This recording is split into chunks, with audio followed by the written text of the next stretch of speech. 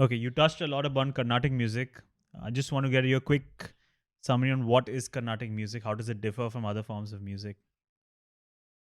So Carnatic music is, I would say in a nutshell, it's a performed art form, right? So it is about how the performers perform with each other on stage, right? So each rendition of a song could be completely different from the rendition that the same performer did in the previous concert, right?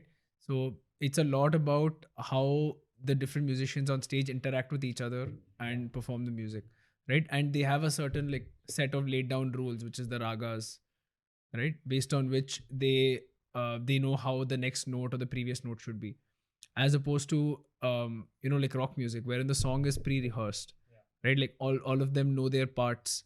They know this is what I have to do at this instance. There is not so much of room for variation, right? More often than not, even the solos are exactly reproduced in rock concerts, right? Whereas in Carnatic music, the solos would be completely different every time that they perform. And it's possible that the artists themselves don't know exactly what they're going to perform when they're on stage. Like you said, the whole flow state, right? Yeah. So within the construct of the raga, within the construct of the beat, they will go on performing the solos. So that's what is the primary difference, I would say, between Carnatic music and any other form of music. And Carnatic music also has a very, what do you say, it's a very structured, laid down, it's got a very solid structure in terms of how it is learned, how the songs are performed, how the songs are written, right? As opposed to any no, I think that's a function of it being a long standing art form, right? It's been passed on generation to generation. So I think that's the reason it has that heavy structure to it. How different or how similar is it to jazz?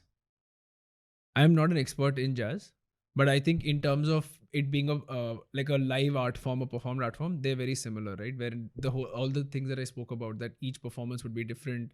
It has a certain set of rules within which the performers perform. They wouldn't probably know exactly what they're going to do before they do it. So those things are very similar. Is that a scary place to be in? To go on stage and not know what you're going to do? Might be bad. No, not really. Anything you do might be good because you're working on a foundation. Exactly. So Yeah.